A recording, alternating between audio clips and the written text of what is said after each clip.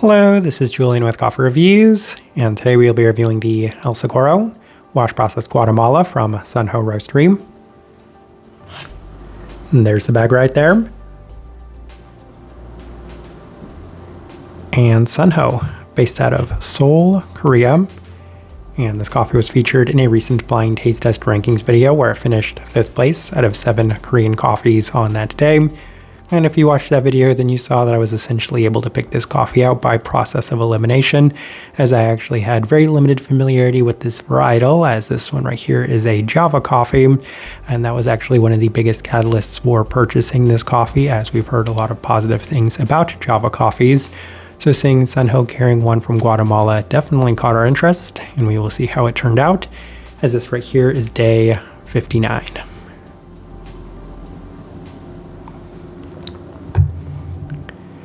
And recipe we went with for this coffee was our standard recipe at a 16:1 water to coffee ratio, brewed at 96 degrees Celsius, about 205 degrees Fahrenheit.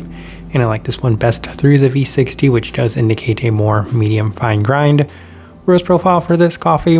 So there is actually a pretty distinguishable tier on the roast profile of all of the coffees that we did feature in that blind taste test video, as John Small was the most developed out of the 4 coffee roasters that were featured on there, and both Airy and Light did have their coffees act a little bit more light than this one did, as there were some interesting developments when we pushed this coffee. So as a result, we can see and say that this one was maybe not quite as light as those two. That being said, all 4 of those coffee roasters are significantly lighter than the vast majority of the other Korean-based coffee roasters we've reviewed on this channel. So thinking of stuff like Felt or Identity and even Claremento. So this one's on the lighter side of things relative to Korean-based coffee roasters, but that still falls on the more medium light side of things and a little lighter than John Small by most standards and metrics. With all that out of the way, let's go and start discussing this coffee.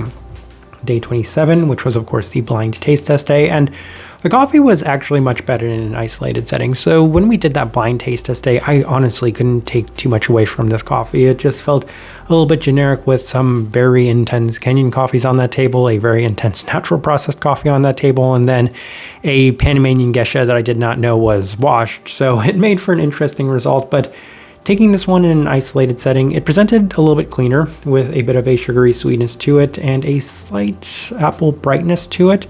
Otherwise, it was a bit more tea-like and floral, giving it a very slight geisha feel. So it was much better in an isolated setting, and I thought to myself, okay, this definitely has potential.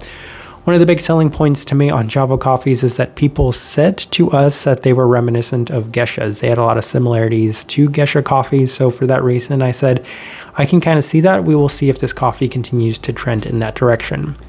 Day 33 through the Chemex, and the coffee was a little bit toned down today in comparison to the initial impressions, offering a little bit of some palm fruit sugariness to it and a less intense feel. Tea-like yet again with some complementary floral qualities, but for the most part, the first couple of days have been a little bit more on the subtle and generic side of things. Day 36 through the UFO brewer, and the coffee is just okay today, as it does primarily skew in a roasted tea sense with some of the slight tart apple and grape characteristics to it. The coffee was also presenting in a citric and grainy sense with a cracker-like feel and also some slight herbality to it as well. So that was a little bit deceiving, as I kind of thought that maybe this coffee was perhaps a little bit lighter than expected given the cracker feel, but I was going to be mistaken on that, as on day 39 we opted for the V60 with some lower extraction adjustments. So 15:1 and 93 degrees Celsius, and the coffee was a little better today, as there's less of that cracker feel, that grain feel, and a little bit more of a floral and tea quality to it this time around. Still a moderate intensity, but for the most part, the sweetness on the back end did seem to make up for that just lack of intensity overall. On day 42 through the Chemex with the same adjustments, and the coffee is nice, but it feels like it has improved with time, as there's still a little bit of that graininess, and it still feels like it's just opening up ever so slightly as it does cool down with a little bit more of a fruit tartness that's reminiscent of apples yet again.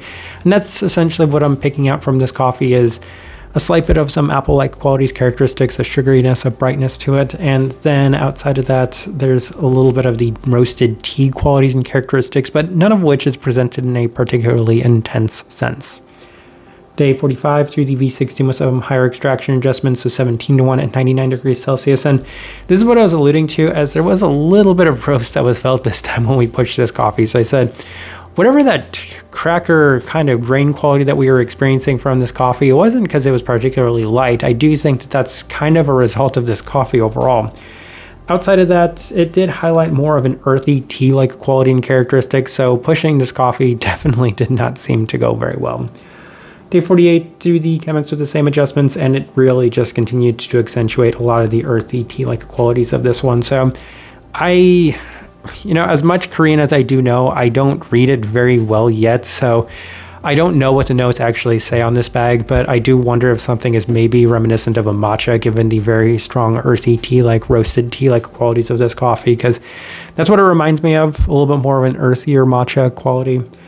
Day 51 to the V60 with our standard recipe, and the coffee is still just fine. It's a bit tame and unexciting, as it is offering a mostly honey grain and honey cereal feel without as much sweetness as I would necessarily like for having it to be skewing in that direction, and cools down into a more prominent and grape bergamot feel. Both are still a bit tame. There's still a little bit of that palm fruit brightness and a faint stone fruit quality to it, but for the most part, everything within this coffee is pretty faint overall. All right, let's go ahead and put up the tasting wheel so you can see what we're getting.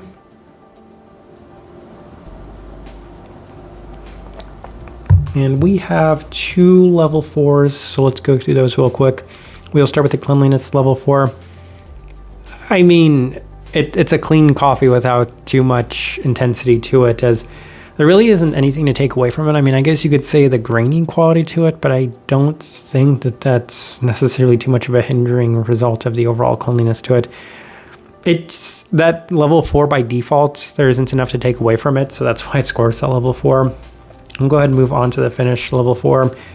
Even though there isn't a lot of intensity to it, it does leave a little bit of a lingering, lasting sense to it, especially in that slight apple-like characteristic, a little bit of that brightness. While it's not necessarily intense and it's a little bit more faint, you do feel it for a period of time. So those are the only 2 level 4s we have.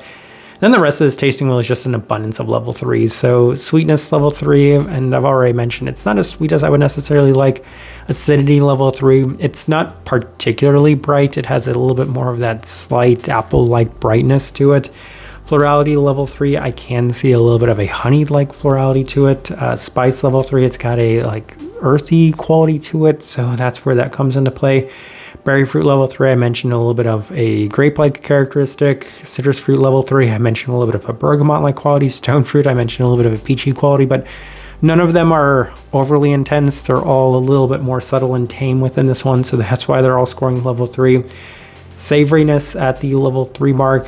I also mentioned a pretty prominent earthy roasted tea-like quality, which is where a lot of the savoriness comes into this one as well.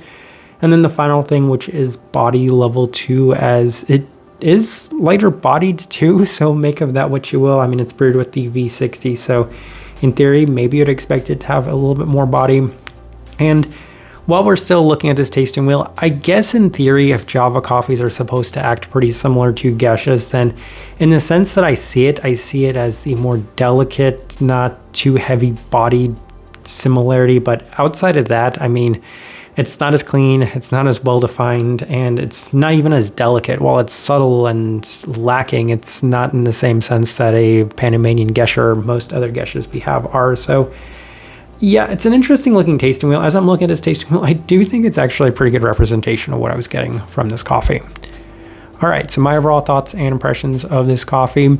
I'd have to say it was probably a victim of expectation, given that I did have positive results with Sunho in the past, and this coffee sounded really interesting to me. I mean, the combination of a Guatemalan coffee, a washed one at that, and then a varietal that I'd been pretty curious about, that I'd heard a lot of positive things about. All of the components were there to make this a very enjoyable coffee, but if anything, it kind of reminds me of the Whoosh Whoosh coffees. And I feel like there was another varietal that we've reviewed more recently that I feel like it just kind of is meant to be this way. It just kind of turns out this way, that it's not going to be the most intense varietal out there. Though I'm sure there are exceptions to that. I'm sure there are Java coffees that are much more exciting. And I'm not going to talk about the processed ones, because we've had processed Java coffees before and they just taste like processed coffees.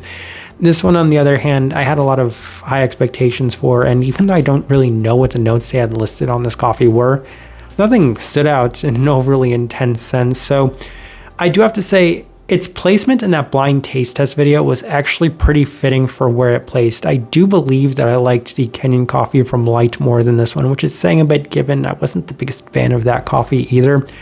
But stay tuned for the next Sunho review. The other coffee that we did pick up from them I found to be a much more enjoyable and interesting experience. The type of person I would suggest this coffee to, I feel like if you're interested in Java coffees, and this one's a safe bet. I mean, it's not going to offer you anything that's particularly undesirable. It's just tricky. It's just a little tame. And at the end of the day, it's still cleaner. It's still softer. And it's still a pretty safe bet for a kind of everyday cup of coffee. Like, I didn't find anything negative about this coffee. I just didn't find anything that I was particularly excited about. So that's kind of the best direction I can point somebody towards on this one, and also the best way I can leave this review. If you by chance had an opportunity to try this coffee, I'd love to hear your thoughts and impressions of it as well. If you're enjoying the content, give this video a like, subscribe if you're not already subscribed. This right here has been a review of the El Socorro wash processed Guatemala from Sunho Roastery. Thank you for watching.